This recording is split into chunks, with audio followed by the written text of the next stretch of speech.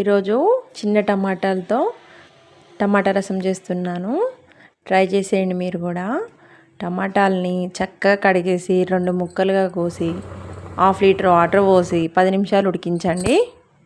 ఉడికిన టమాటా ముక్కల్ని తీసి స్మాష్ చేసుకొని మళ్ళీ మసులుతున్న వాటర్లో ఆ టమాటా ప్యూరీని అందులో వేసుకోండి.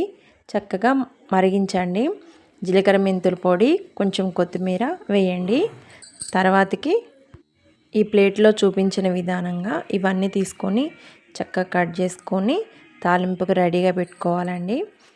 జీలకర్ర, ఆవాలు, ఎల్లుల్లిపాయ, ఎండుమిర్చి, కరివేపాకు, మెంతికూర, ఉల్లికాడలు, అల్లం వెల్లుల్లి పేస్టు, ఉప్పు, కారం, పసుపు వేసుకొని తాలింపు వేసేసి ఆ మసులుతున్న టమాటా రసంలో వేసుకోండి. కొత్తిమీర ఫైనల్గా వేయండి. టమాటా రసం తయారీ విధానం. చిన్ని టమాటాలతో మా మమ్మీ చేసిన రసం రెడీ.